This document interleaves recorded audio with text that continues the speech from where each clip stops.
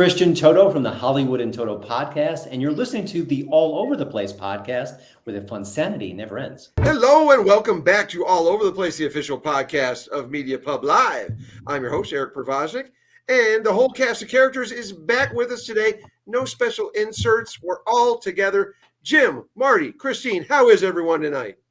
Woohoo, hello. Good. Excellent. Awesome. Folks, tonight we're back to Threefer land.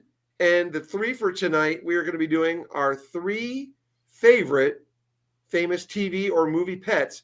And the plus one is that naughty creature who gets under our skin and we just don't like. Unlike the 3 that we love. Before we get to the Threefer, however, I want to remind people to make sure you subscribe, like, and share all over the place. We continue to grow. More subscriptions came in this week over at YouTube. Do it there, your favorite audio platform, Spotify, whatever it is. Thank you, everyone, for jumping on board. We got. I want to throw a shout out to Ray and Fusi out in Maryland. He's got one of his buddies out there, and they're on board now. And we just want to thank everyone continuing to help us grow. So don't forget to like, share, and subscribe all over the place at YouTube, Spotify, or your favorite platform. Christine, kicking it over to you for your number 1 or number 3 or however order you want to go. Yes, so I'm going to start with my number 3 pick, and I am going to go with Bolt, the cute little German Shepherd short-haired dog from the movie of the same name. He's the most kick-ass, powerful super dog anyone has ever met, and yeah, he would be a pretty cool super pet. And I did not see that, but John Travolta was the voice of Bolt. Yes, John Travolta was the voice of Bolt. Yes. I think for me it would be a tie between Bolt and the hamster in a bubble in that movie. Yeah, who actually completely stole that movie in my opinion. But Bolt. He did. There's John Travolta voicing it, and there's a hamster in a bubble. I like the inside joke on that one. Yes. Yeah, I have no doubt that was an in joke. I may need to watch it now just for that awesome joke. Oh, it's super cute. Yeah, it's great. Yeah. And of course, Bolt he's an awesome little doggy. Saves the day. Oh, spoiler. Oh, wait, it's all coming back. Miley Cyrus also one of the voices in that movie. Yes, Miley Cyrus was the girl who acted with Bolt, and then things happen and gotcha. Before she sounded like a trucker when she had a kid voice. Yeah. Before her balls. Before she came in like a wrecking ball. Is that what you're saying, Jim? Exactly. Yes. Stop me. Please stop me before I make another Miley Cyrus reference. So, yes, there we go. All right, Marty, down to you. All right. What you mean down? It's like a step down. Metaphorically speaking. Over, under. You're below me. To you. Yeah. Pick your preposition. We gotta know our place down here, Marty. That's just all there is. I am above you. Yeah. So mine is a little fella named look at that. I feel so much better. Salacious B. Crumb. Look at that. Love that guy. Love him. He was so annoying and so unnecessary. And I just loved him hopping around and laughing and just there was no reason to have him, but man, it was so great. I was so grateful. And those of us who are not ridiculous Star Wars fans, can you explain a little bit better who he is? The pet of Jabba the Hutt, in the pit, in his lair above the pit, But the little, the laughing bird-looking weird. I don't even know what it really was, where it was, but he just was a pain in the ass, and he laughed at everyone's misery. And I thought that's a really cool character. I liked him a lot. Well, you've made it in life if you have a big enough entourage that you can have just a little pet guy that does nothing but sit there and laugh at your enemies all day long. Yes. I mean, come on, that's living the dream right there. Yes. You're a big shot. Job, to make Jabba laugh every day, like he's kind of the court jester pet. Not really. Jabba had all these people that entertained him all day, but I feel like Crumb just kind of sat there and laughed at everything. He was just kind of like, he's like Jabba's hype man, that guy's ridiculous. I'm going to laugh at him too, So living the dream for sure. Die now.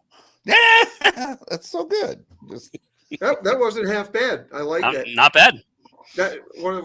Marty, I don't say many nice things about Return of the Jedi, but I like what you did there. All right. That's one in a row. All right, Christine, to you. No, we don't. I know what's going on here. Jim, I get it. She gets to go twice. I see how it is. Jeez. Producer. Okay. They do what they do. All right. So my number 3 is Gromit from Wallace and Gromit. Grew up watching those. I love Wallace and Gromit. And Gromit is such a cool pet. He's kind of the classic animated pet where he's smarter than his master. But he's such a nice animal. He really just wants everything to be okay. So when his owner just inevitably screws everything up because he's a complete fool and he can't stop thinking about cheese all day, the dog steps in and figures out a solution. And basically the entire show is just him running around trying to save the day. And it's real. So it's in a lot of ways, it's really his show. He's like the Kato to Wallace's Green Hornet, where he does all the work and doesn't get any of the respect.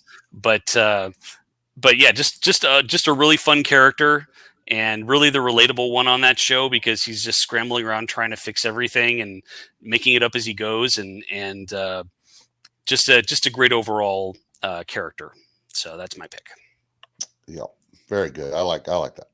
Very nice. All right, for my number 3, or the bronze or whatever, I'm going to go with the bear from BJ and the Bear. Oh, I forgot about the monkey. Well, he's not a monkey. Well, he's a chimp. Yeah, and as I may have been chronicled on the show before, if we ever start talking about Planet of the Apes, I love me some primates. I love monkeys. I love chimpanzees. And as a kid, that was perfect. The show ran from 79 to 81 at 3 seasons, so 79 to 81. Greg Evigan starring as BJ, and it was part of that whole the CB and the trucker craze that was happening in the mid to late 70s. And a quick little side nod to Clyde in Every Which Way But Loose, another great monkey from the era. But chimpanzees, I love him, and he was a great little sidekick for helping out BJ and all of his very A-Team-esque exploits from as a trucker. Whatever town he popped into, BJ, Greg Evigan will get in some trouble and help people out, A-Team style, pre-A-Team. So Glenn Larson Productions, A+, bringing in BJ and the Bear. Love that show. And Claude Akins with the little sideshow thing going on with Sheriff Lobo, the misadventures of Sheriff Lobo, occasionally popping in there to BJ and the Bear. Yep, I loved all those 70s shows. They were adventure, a sprinkling of comedy, just great shows, and I really like that one. The big red. I've never seen that one. I do remember Greg Evigan from. I'm sure there's clips on YouTube for it. I'm sure there is. Oh yeah. I remember Greg Evigan from My Two Dads and a sci-fi show called Tech War that I liked. That sadly didn't last very long. But I'll have to look that one up. That sounds like a fun show. If you like Greg Evigan, highly recommend it. Yeah, definitely. Didn't the bear ride around in like a car seat for a child? If I remember correctly, I believe so, yes. A full-size bear? Aha! Christina missed it. She watched it at some point. Aha! My brother watched that show. He had a big brother, so yeah, I can't imagine that. That was Boy TV, and I had no choice. Wait, Jim, did you get the bear is a chimpanzee? No, I did not. There you go. I got it now. Makes sense. Yeah. Named for Bear Bryant. See, there's one nice thing I'll say about the University of Alabama. There's a little connection there to BJ and the Bear. So yeah. But check it out, as they say in the Berg. And speaking of the Berg, over to my favorite Steelers fan, Marty, for his number 2, or Silver. All right. So this next one, he is in many ways like me, smart ass. Always thinks he's the smartest guy in the room, even though he probably isn't. Loves lasagna. Yes, your friend. Who could it be? Garfield. The dude. Love that guy. Love Garfield. The smart-assiest cat ever. Every time I look at a cat, I think that's what their personality is they're just judging us and thinking we're stupid, thinking the dog is stupid. The dog was kind of, Odie was pretty dumb. But just that whole personality was just perfect cat personality. You all are lucky to be living on the same planet as me. I loved him. So smug, so great. What do you think are the odds that that the Garfield movie is going to not suck this summer? Is it live action or animated? It's animated. Well, it's Chris It Pratt. might be okay. Yeah, It's got a shot. I'm iffy. Yeah, it's hard to capture, just the spirit of a comic strip in a full length movie. You have to stretch it out, which is why the Bill Murray one sucked, because it was nothing like the comic strip at all. But hopefully they'll get something right about it. Hopefully. Well, you got Chris Pratt. I mean, hopefully that goes a long way. Very Is very he little playing- he does that isn't entertaining in Yes. some form or fashion. Mm, He's playing Garfield, and Samuel L. Jackson is playing the voice of his father. And I don't know how to make that make sense, but anyway. okay. Yeah, that. Well, judge That's not on the color of the fur, but on the content of the smart assery. Yes. And anytime I can fit smart assery into a show. Mhm. And on that note, Real word, Christine, real word. yes. Okay, so my you? number two is the lovable Doug from Up, Oh, the speaking dog. Because wouldn't we all Yes. love to know what our pets are saying? And of course, they're always saying, "I love you." Will you if be the my dog neighbor? is. That's what was great about Doug, because usually when you have a talking dog, they always talk like people. But no, this is just what dogs think in verbal form, Yeah, and it's I have 10 both. times better that way. Ooh, Yes. oh. It's been too long.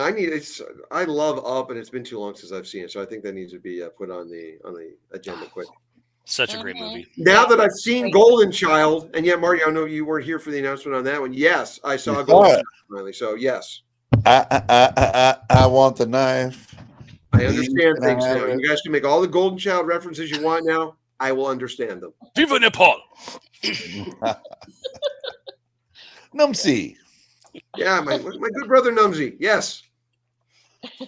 And that guy, I honestly thought the guy was a better villain in The Last Action Hero, but that's a topic for another show.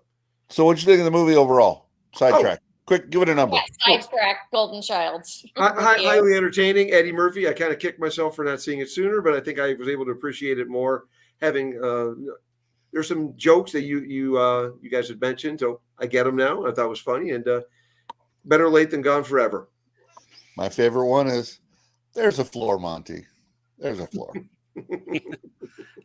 Nice. Charlotte Lewis in that movie may have been one of my first crushes as a kid. Oh, That's all I'll say. okay. So you She had was had the gorgeous. Playboy stapled up in your treehouse then. Gotcha. No, we did not have Playboys Okay. at all our right. house. And this We were top we were three good Eddie Catholic Murphy home. Threefer. Well, see, this is where the Catholic mom, Methodist father comes in. So yeah, anyhow. But it's Sunday as we record this, so not as much sinning today. So we may just strike that one from the editing room. Fair enough.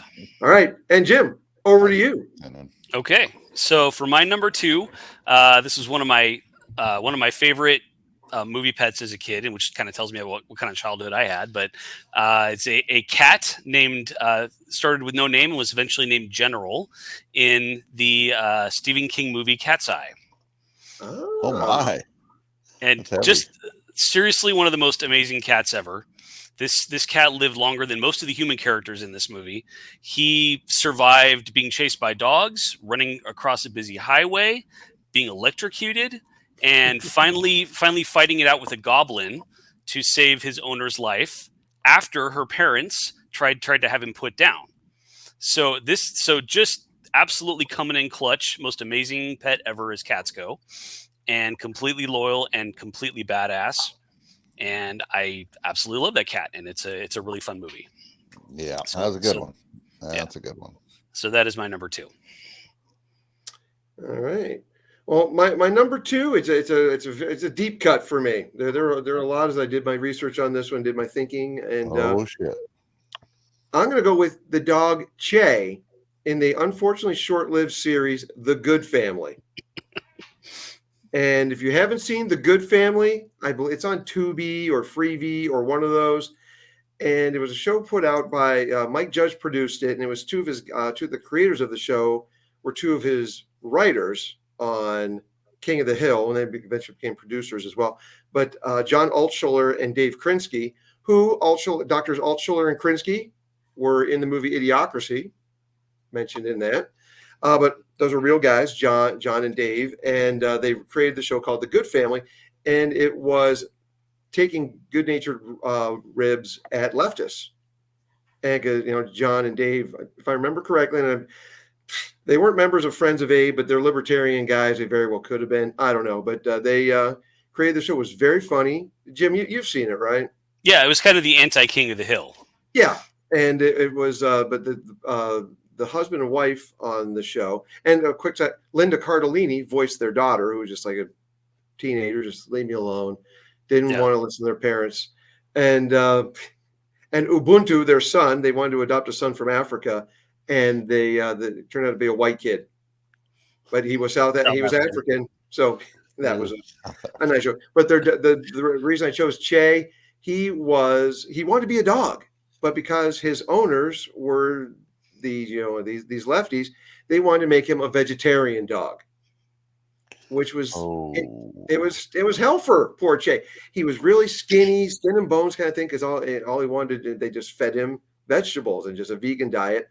But he had this propensity for chasing down the squirrels in the neighborhood, and no one could figure out why there were no squirrels.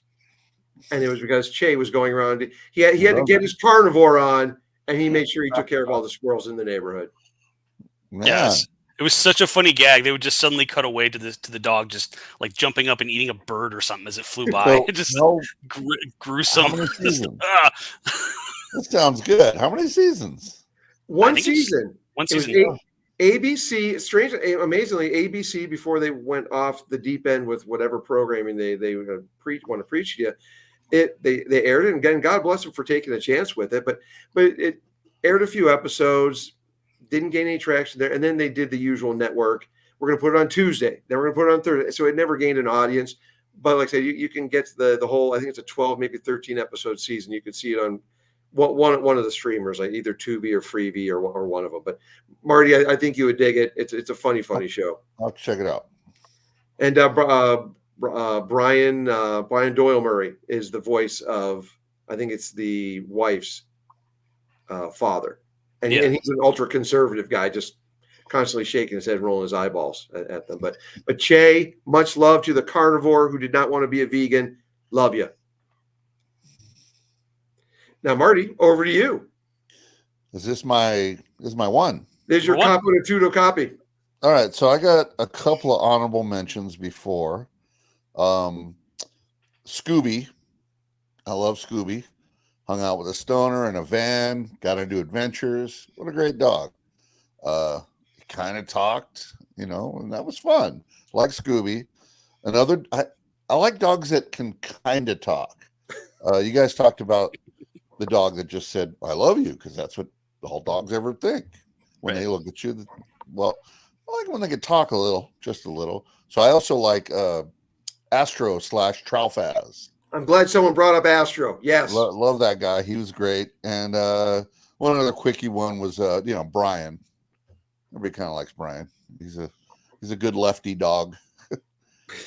So Rush Limbaugh turned him around temporarily. Oh, yeah, that's right. So anyway, my number one, the dog. I call him the dog because that's what they called him in the script. Mad Max. Oh, the dog. Man, Yes. I wanted a dog like that for the longest time. Just so cool. So, just very loyal, but also kind of did his own thing and always scrappy and found his way through all the messes. Man, that was a cool dog. Holding the bone with the shotgun pointed at the guy, and just cool gags, and I love the Mad Max story so much, and he's my favorite for sure. Love that guy. In the later on in the video game, he was called Dog, but it just in the script it just said the dog. He didn't have a name. The dog food was named Dinky Doo, and people thought that was the name of the dog, but that was just the food that they both ate, of course.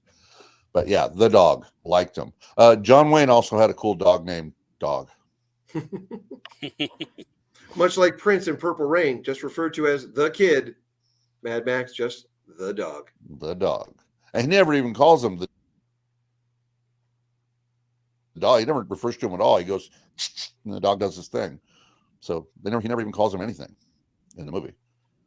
So it's just from the script. That's the best anybody could get. The dog. All right. Mad Max, the dog. Marty's number one. Good choice. Capo de Tudo copy. Capo Tutti. I'm folks, just very quickly, I want to thank our friend and friend of the show, Yasmin McGee, for putting alcohol in front of you, giving us some whiskey to make a very, very nice Irish mule this evening. So that's why I can't spit out the Capo de Tudo copy. Screw it! I don't speak Italian tonight. I'll figure it out. You can't speak Italian if you're drinking Irish whiskey. Okay? I know. Tell me about it. Capo Tutti.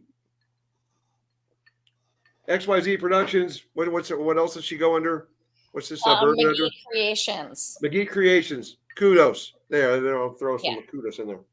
Yeah, some nice little honey whiskey. Nice little plug. Nice little honey whiskey. I'll get some out your way, Marty. Brought to you by XYZ Productions. Promotions. Yes. Christine, to you. Okay, well, before I get to my number one pick, which I found all of mine coincidentally are dogs, because I'm a dog person. I especially love Jack Russell Terriers. So my honorable mentions are Skip from My Dog Skip, Eddie from Frasier, Max from A Dog's Life or Secret Life of Pets, and Wishbone, of course. So all the Jack Russell Terriers that I love, they're all great, amazing, smart animals. But my other honorable mention is Perry the Platypus from Phineas and Ferb, because he's just a kick-ass secret agent. And everybody was like, "Where's Perry?" Dun, dun, dun, dun, dun, dun, dun. He was awesome. But my number one pick is Bailey, the golden retriever from A Dog's Journey and A Dog's Purpose. How amazing is it? Like, we all want to know that our dogs go to heaven. All dogs do go to heaven, by the way. But most of them I agree with Eric. But I mean, how awesome would it be to think that your dog so bonds with you that they will jump through different lives to get back to you and find you? I don't believe in dogs going to heaven, but I will go with that one on dog reincarnation. On a level, yes, I will go with that one. Absolutely. Yeah, I don't either, but that Rainbow Bridge thing gets me every time. That was really beautifully done. Yeah, it was. Yeah, not a dry eye in the house for sure. I will be a dog Hindu just for dogs because of those movies. Yep. So that's my pick. Cool. Excellent. And Jim, over to you for whichever pick you've got now for your top. Okay, so for my number one, I'm going to start with a couple of honorable mentions. First off, I'm going to mention a Jack Russell that Christine missed, Milo from The Mask. One of my favorite movie dogs. That's right. Yeah. How does a dog steal scenes away from Jim Carrey when he's at his 90s cocaine best? I mean, that takes amazing talent. Right. And he did. He stole like every scene he was in right away from Jim Carrey at his peak. That's right. So yeah, that was an amazing movie dog. Asta from the Thin Man movies. If you've seen those, that classic comedies from the 30s.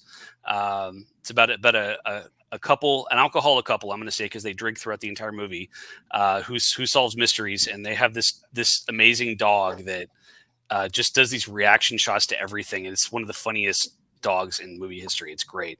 I'm going to go with I'm going to say Verdell from As Good as It Gets. An adorable Brussels Griffin dog that figures into the plot and steals a couple of scenes. Wonderful dog. But my number one is absolutely an iconic dog, and I cannot pick anybody else. I apologize in advance, Eric, if I'm stepping on one of yours with these. But my number one is Snoopy. I kicked him Mine around starts too. with S, but it is not Snoopy. Love your call. Okay, Love it. fair enough. Yeah. And it's Snoopy. just the classic move. You know, if your kid goes off to school, you think, what does my dog do? Well, I'm gone all day. And the answer is, of course, he flies around, fights the Red Baron, and hangs out with a Woodstock, and has amazing adventures, and is just generally cooler and more awesome than all the kids in the story. And why not? I think that would probably be true about all the dogs I ever had. So sure.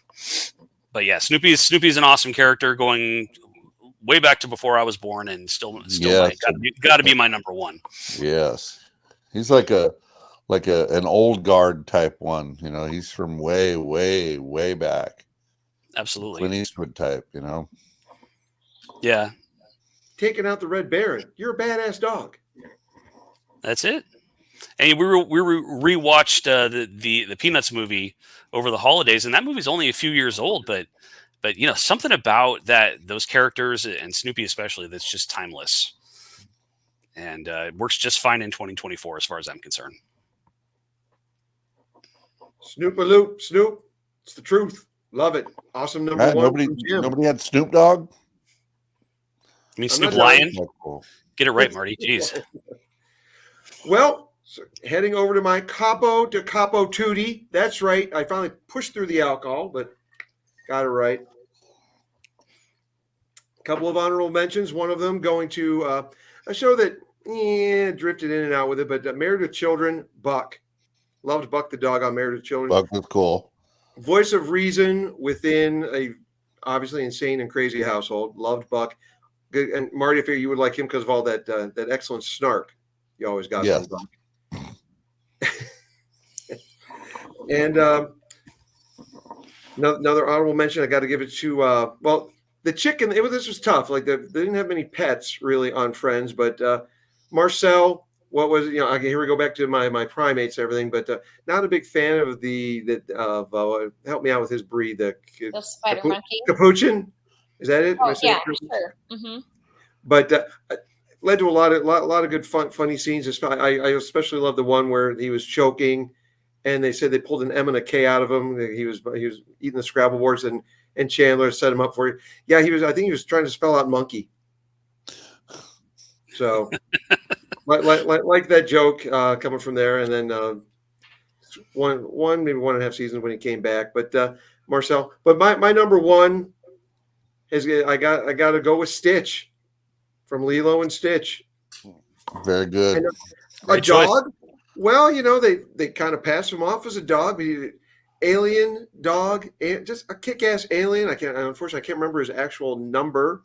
Experiment number. Jim, can we have trivia with Jim for that one? Do you remember his number? I have not seen that movie in forever. I don't remember the number. I'm sorry. All right. Well, trivia with Jim. We will board. Out. For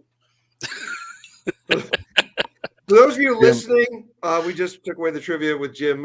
Experiment number. Yeah. So, Jim, you missed an opportunity to do the ultimate poker face, throw a number out. Very confidently, and we would all went, oh, okay, cool. Yeah, it's not like anybody on the internet ever fact checks you about anything. So, the three of us would have just would be 626. By the way, 626. That's just what I was going to say. Yeah, 626. I mean, that's just what Jim was going to say. I was going to guess 849, but 626. I'm an expert Googler. I'm going to guess that was because it might be double the 323 area code there in the Los Angeles area. Who knows? Just a guess. There's a 626 over there too. So, but Stitch, I love that character. Of course, as it's brought up on the show before, and I'm not going to do it. I'm not going to do a Stitch voice, but it almost made me some dough. But still, whip it out as a cool little party trick. But Ohana does mean family, and Stitch just. Can't get enough of that character. Fun, mischievous, a little bit of a lunatic. I love him. Love me some Stitch. And that would be my number one, my capo to capo tutti. Awesome. Finally flowing Nice. trippingly on the tongue. As we now switch gears to the pets and animals we love as pets, to the villains, the bad dogs, the ones who make us just grit our teeth. And it's like, I'm not going to beat you because beating an animal is not right, but you're making me think about it. Nope. No. So, Marty, over to you. All right. So mine is not a, you know what? It is one that I would love to beat. Throttle. Let's just leave it at that. It wouldn't make a bit of difference. For me, it's in a long line of them, but the number one, most famous one, crypto. I hate the ancillary or the add-on superhero pet. So why do we need a pet version of the greatest superhero ever? And then why did he need a cape? I hate it. I hate all of it. No It was capes. Stupid. It was so stupid. So the dog hitched a ride on another pod, or maybe he was in the trunk. I don't remember. But why did we need a dog? Just write better. It's a comic strip. Like, come on.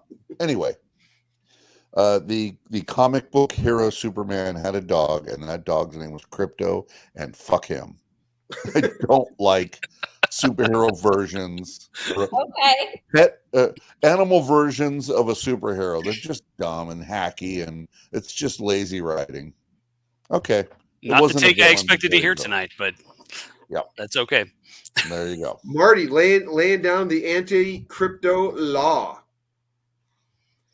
which takes us down to Christine now. Yes, or over or around. Yes, and I'm going with another talking dog for my bad dog. It's Alpha from Up.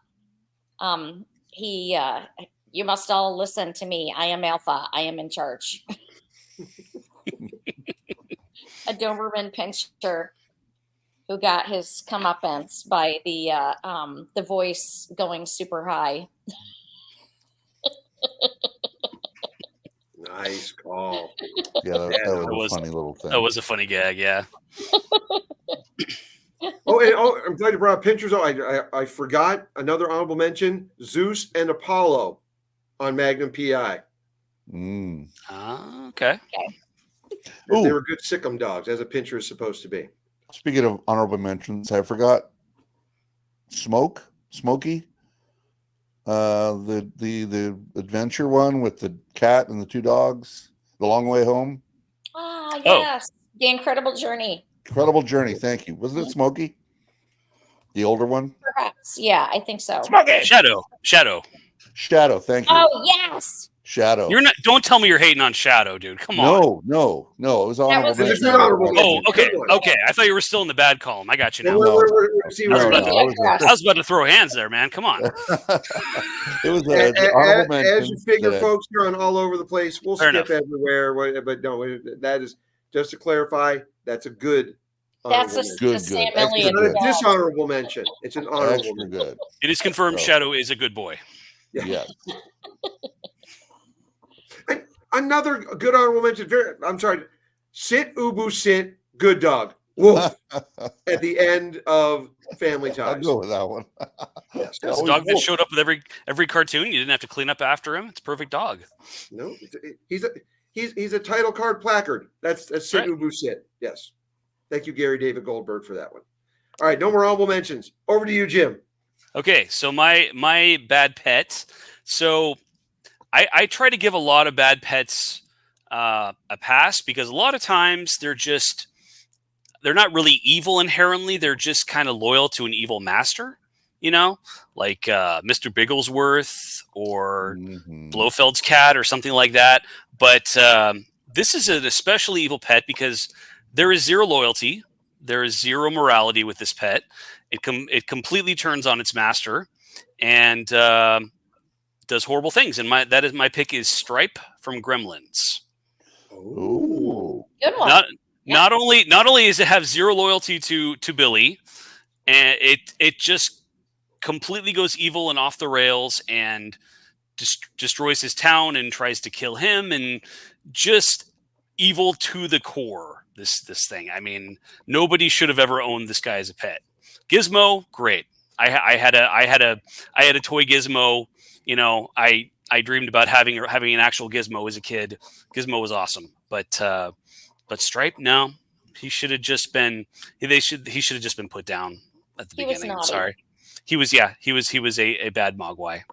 I think that's accepted at this point. Yep. I'm not whipping out Stitch tonight, but I will whip out a little James Hetfield, and Stripe was choking on the bad seed. Choking on the bad seed. Could you imagine a Stripe versus Stitch fight, and how that would go? They're about the same size. I mean, it could be a good contest. Stitch would kick his ass. Yeah, he probably would. It'd be a fun fight, though. Be a fun fight. I mean, not of a level of a Predator versus Alien, but I think we're onto something here. I like it. Mm-hmm. Oh, but don't forget, Crypto could kick both their asses because he's a super dog. He's a freaking. Crypto would choke on his cape. No, he's a super dog. You know, surprised you didn't know that. Good callback from Marty on the Crypto. Love it. Well, but there might be some licensing problems, though, trying to get those two together since they're Warner and Disney hasn't swallowed up Warner yet. Yet. But that's a segue as we get tonight, folks, because as I did my thinking on this, my initial thought was Muttley from I was thinking of him. and Dick Dastardly. But I kind of liked him. But here's where it screwed up. I thought he was who he was not. Because I fell in love with him. I didn't see the Dick Dastardly and Muttley series until much later, and whatever their flying machines or whatever. But I thought that Muttley was the captain of the Really Rottens on the Laugh Olympics. No, he was not. That due to licensing issues, Hanna-Barbera came up with the Mumbly character and the Baron. So they was like loosely based upon Muttley and Dick Dastardly. So Mumbly, I thought for years, I thought that was Muttley. Nope, Mumbly. So I've got to strike him from my number one villainous pet. Unfortunately, I mean, I guess I could make it Mumbly, but and by the way, has anyone ever noticed that the laugh from Muttley or Mumbly, whichever one, is the same laugh for Ernie from Bert and Ernie on Sesame Street and Flava Flav from Public Enemy? It's all the same. You never see them in a party together. No. You just blew my mind, sir. So a quick honorable mention to Mrs. Whiskerson, Rachel's hairless cat on Friends, and that was a bad cat. It tried, just evil. But the one I'm gonna much like with you, you're saying, Jim, it's never the fault of the animal. It's because of the owner, and in this case, the beloved church from Stephen King's Pet Sematary, the book and the movie, was a great cat. Ellie, if I'm remembering correctly, the character, the daughter, loved Church. Then Church dies, and we all know what happened in Pet Sematary. Church goes bad. Yeah, good villain. That's right. So very good. So Church, you started out good, you turned bad. It wasn't your fault. You were buried in the wrong spot, out of love. But as Judd tried to tell him, bad things happen. Bad things happen. And there you have it, folks. There's this week's Threefer. Pets we love, and a pet that just goes bad, or in the case of Jim, just didn't go bad, just is bad. Thanks for listening, folks. Please don't forget to subscribe, like, and share. Always appreciate it. And very quick, another shout out to the McGee promotion. What is she? McGee Creations. McGee Creations is an excellent honey bourbon mixed with some ginger. This has been a fabulous Irish mule this evening. So Yasmin McGee, thank you for that. Customize a bottle for anyone. Plug. There we go. Mm-hmm. But it's all about the labeling, exactly. It's all about finishing it too. There we go. It's not on camera. It didn't happen. Clinking over the glasses. On camera. clinking of the glasses. So thank you, Yasmin. Thank you, everyone, for listening here on All Over the Place, the official podcast of Media Pub Live. We'll be back real soon. Bye-bye.